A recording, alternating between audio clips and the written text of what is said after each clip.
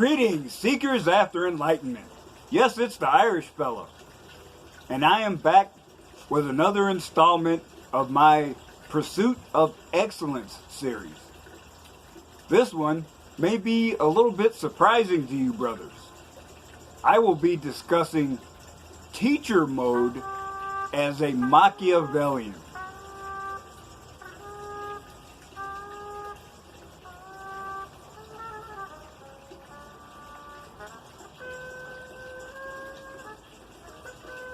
Machiavelli has been disparaged throughout history, known as a man who introduced power politics and manipulation.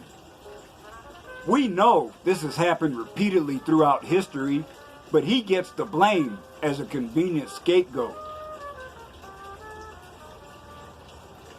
The website illimitablemen.com has provided an analysis of his principles, and we can see there are shadings and nuances associated with them. I will dive into this source material with an emphasis on a certain type of individual. Some men demonstrate manipulative tendency from a young age due to desire, natural aptitude, or both. These men can be grouped into kings, generals, and advisors. Advisors are the focus of this discussion. If you were to describe an advisor in a Machiavellian sense, they are someone who consciously learned to become one due to trauma or hardship. They are made out of struggle and necessity. The younger the person, the more pronounced the effect on their exposure to an idea. For the young are infinitely more malleable than the old, and unlike the old, need not deprogram and reprogram to learn.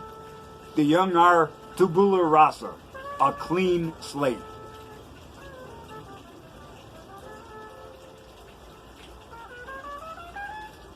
A Machiavellian, in the truest sense of the word, is always manipulative. I would add not only on others, but on yourself as well. Machiavellians are, in a sense, everything the majority of psychologists fail to be: architects of the mind. The average person's manipulation technique is primitive, unrefined, and predictable. They act out of instinct. Someone who is mastering these techniques is consciously tactical in nature. A Machiavellian enjoys manipulating as a conscious act of development. They practice salesmanship, charm, controlling the flow of information, and personal self-awareness. Of course, the blue-pilled world calls this a, quote, maladaptive coping mechanism, unquote, but in truth is no more than shrewdness. Essentially, those who are not naturally duplicitous become so in order to thrive in a world where blanket honesty and dishonesty are mutually expensive, while masterful executions of both are profitable. I must add here that as a teacher, of course you want to be effective.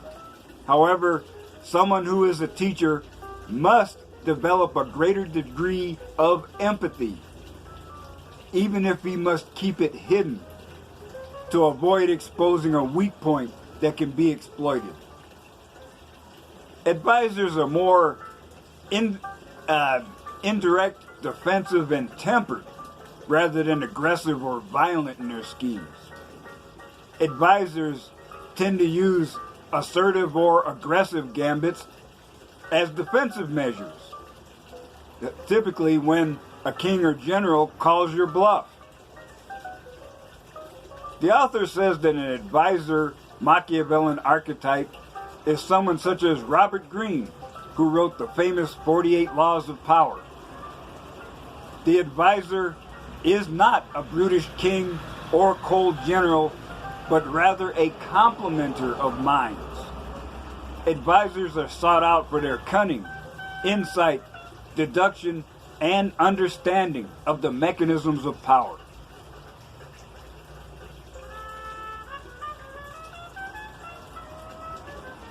I am compelled to add that an advisor does not lead or conquer. They attract and, for lack of a better word, infect, for self-preservation, profit, and self-gain. This may be true, but in my case, I constantly make an active effort to avoid ego gratification. It is certainly true that one can consider an advisor as a Machiavellian mercenary, a strategist for sale. This is why they are often in the employ of those more psychopathic in their grasp of power, the kings and the generals. For it is better to have an advisor whispering in your ear rather than your enemies.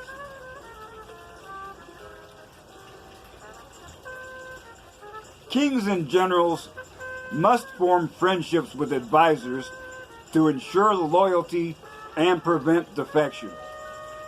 Advisors are high-value assets that provide continuous value to kings and generals if treated well. A friendship can blossom between such men, though trust is delicate and such relations are rare. They are usually granted a lofty position, considered family, and closely protected. This is due to affinity, respect, and the value of their secrets. When you understand what makes people tick, you can manipulate them. When you understand what makes you tick, you know how you can be manipulated. Machiavellianism is both sword and shield.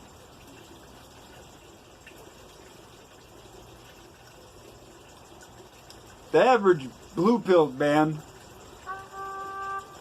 is unaware of dynamics present in their environment, which is why a power-hungry king appreciates his sleeping pawn.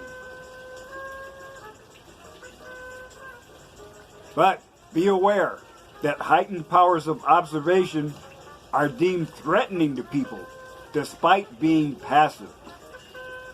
Your skill may enhance their paranoia due to fear of them being exposed. Now, this next statement from the author surprised me somewhat. He says, a conscious Machiavellian learns to downplay, disguise, and conceal not only their power plays, but likewise their capacity for analysis. The ability to appear unintelligent is useful and necessary, for it serves as a most effective form of concealment. This is where the development of hide in plain sight or chameleon skill shows its value. Someone developing this skill in manipulation, just as a man does when immersed in red pill exposure, is coming to grips with the nature of the game they've played but have been blind to for their entire lives. Using pragmatism, a red pill man is in a process of fine-tuning their intuition and deduction, learning how to assess strengths and weaknesses of others while adapting their presentation to fit or defy what is expected. This is not inherently evil, for any teacher is doing the same thing. Now, that is the official end of the article. I continue with some talking points derived from the comments section. Unfortunately, we must acknowledge reality. stealth is key. A red pill man must go under the radar and appear non-threatening to the majority. With your red pill wisdom, you can maintain composure under interrogation, because if you are effective, those in authority think it couldn't possibly be you behind some event currently unfolding. In my case, I can say that embracing brutal honesty will attract followers, for lack of a better word, not as a form of ego tripping or gaining cultish adherence, but because those in your inner circle know you will tell the truth. And almost as important is knowing when to say nothing. Playing both sides of the field while keeping your hands clean displays a natural Machiavellian attitude.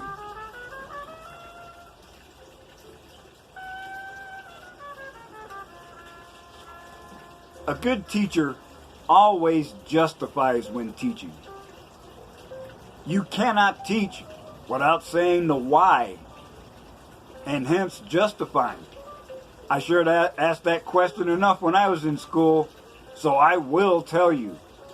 That's the entire point of teaching. To me, it does not matter if you are really there to learn or just to shit test me.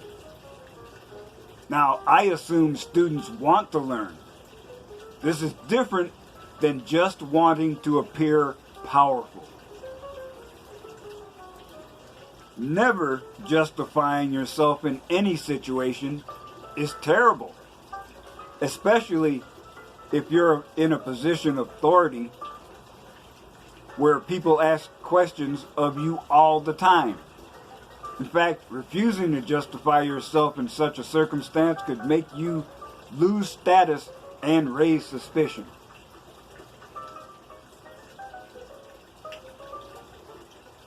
If I can help someone, I will.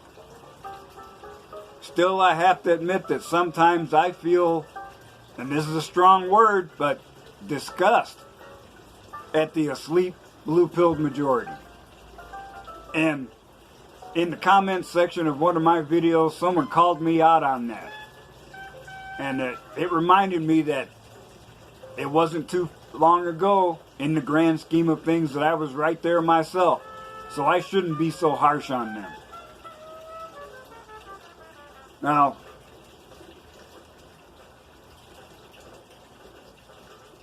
I went into self-imposed isolation instead of staying in that toxic cycle of seeking validation and receiving rejection.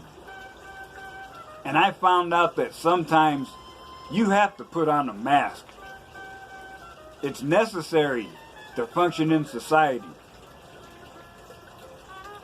Before my red pill awakening, my Sifu Black Irish persona was a coping mechanism. He was a character that received acceptance when no one seemed to want to accept or even know anything about the real me. When you accumulate red pill wisdom, you gain a measure of serenity that removes you from drama. Your stability is internally generated, so you are no longer at the mercy of others and their opinions. Through red pill wisdom, you can see your shortcomings and utilize strengths while developing weaknesses and gradually eliminating them.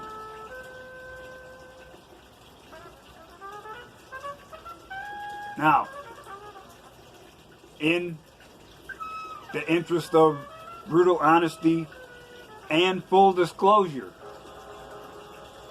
I continue with a little personal analysis. And I have to give a shout out to MGTOW Absolute Knowledge and Sigma for their input on this subject. I went off script at the end of my introductory video on Pursuit of Excellence to rant a bit about my motivation as a teacher. I felt compelled to do that because on a live stream at Mr. Absolute, I encountered a test that shows your personality alignment with the dark triad. From Wikipedia, in psychology, the dark triad comprises the personality traits of narcissism, Machiavellianism, and psychopathy. They are called dark because of their malevolent qualities. All three dark triad traits are conceptually distinct, although empirical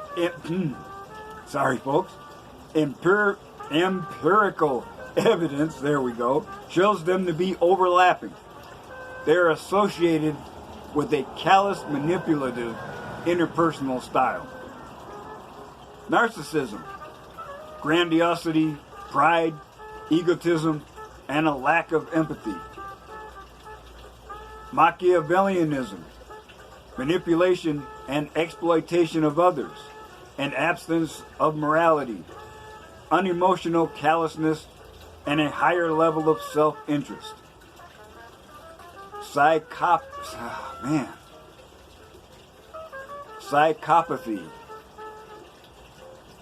I'm probably mispronouncing the hell out of that. Continuous antisocial behavior, impulsivity, selfishness, callous and unemotional traits, and remorselessness. Now, here are the questions that are on this test. You provide answers on a scale of 1 to 5, with 1 being strongly disagree, 3 neutral, and 5 strongly agree. It's not wise to tell your secrets. People see me as a natural leader. I like to get revenge on authorities. I like to use clever manipulation to get my way. I hate being the center of attention. I avoid dangerous situations. Whatever it takes, you must get the important people on your side. Many group activities tend to be dull without me. Payback needs to be quick and nasty. Avoid direct conflict with others because they may be useful in the future. I know that I am special because everyone keeps telling me so. People often say I'm out of control. It's wise to keep track of information that you can use against people later. I like to get acquainted with important people. It's true that I can be mean to others. You should wait for the right time to get back at people. I feel embarrassed if someone compliments me. People who mess with me always regret it. There are things you should hide from other people because they don't need to know. I have been compared to famous people. I have never gotten into trouble with the law. Make sure your plans benefit you, not others. I am an average person. I enjoy having sex with people I hardly know. Most people can be manipulated. I insist on getting the respect I deserve. I'll say anything to get what I want. Some of those questions are pretty powerful. Now, I took the test twice, and I am ready to present the results to you. Now, with the first set, I did my best to answer the questions as if I was 18. So, we have the trait, the score, and what percentile you scored higher than. Narcissism, score 0.2%. percentile 0. Machiavellianism, score 2, percentile 20. Psychopathy, 1.1, percentile 4. And yes, you can tell I was already a hot mess. I was already suffering rejection from black women who refused to interact with me because I was not a thug. I had people taking advantage of me because I was so good-natured and actively sought to avoid conflict at any cost. And I was so beat down that there was no, as you could tell, there was zero trace of narcissism in me. In fact, I felt completely inadequate, regardless of my, above average success in academics. It didn't mean anything because I was socially isolated. And add to that the normal teenage hormones, and I was not someone who was really pleasant to be around. I did have a small group of friends that I hung out with. In fact, with only minor additions, there were a core group of 5 or 6 of us who were friends from 6th grade all the way through high school. And we would hang out at one girl's house, and we kept each other out of trouble. So, now we present my current score. Narcissism, 2.4, 35%. Machiavellianism, 3.4, 84%. Psychopathy, 2.1, 23%. I took the test the first time and I was shocked to see my Machiavellianism score was that high.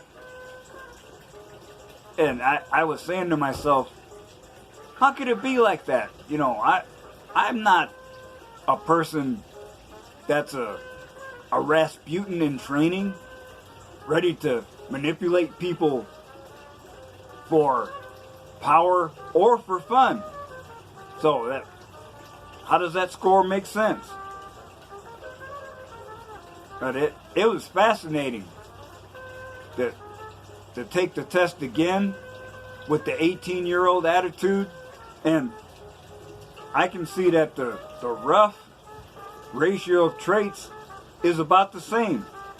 It seems that the basic person I am is unchanged, only refined.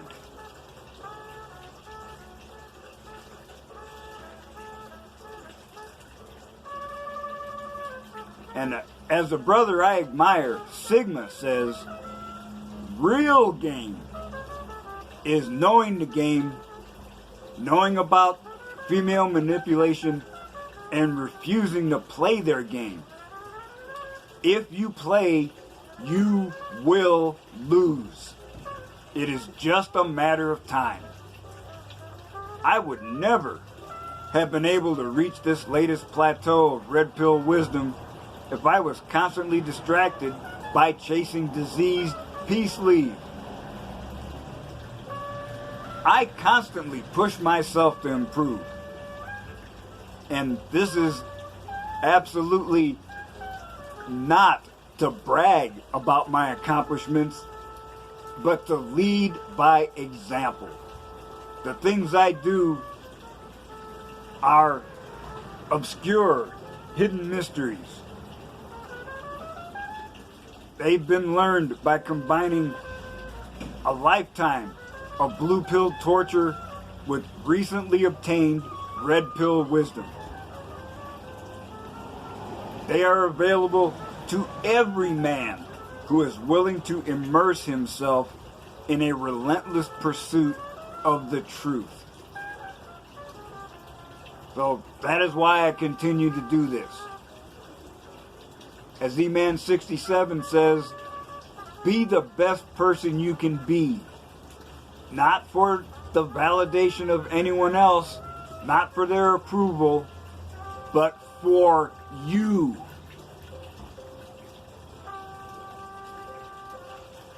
It took me way too long to be able to look in the mirror and be happy at the man I'm looking at. And now I have achieved a degree of serenity that I never thought was possible. But yes, I am serene, but I am not content. I know that even the lofty heights that I am at now, it's not a peak, it's just a plateau. As I continue to immerse myself in red pill wisdom, the fog will clear and I can see the path clearly and know that now I can continue to march and reach even greater heights of self-awareness and self-actualization. And I don't give a bald rat's ass what the haters say, because you don't have a clue what you're talking about. Remember, brothers, red pill wisdom is revealing truth to you every time you draw a breath. Ignore it at your peril. So, I hope you find something of value in what I've said today. I know the subject matter and my analysis may be surprising to you, but remember, just as I have done with the help of the infinite, that divine spark within me has been fanned into red flame. And remember, that flame doesn't burn, it purifies. And it leaves you stronger and refined. So until the next time, remember, I still say, when one teaches, two learn.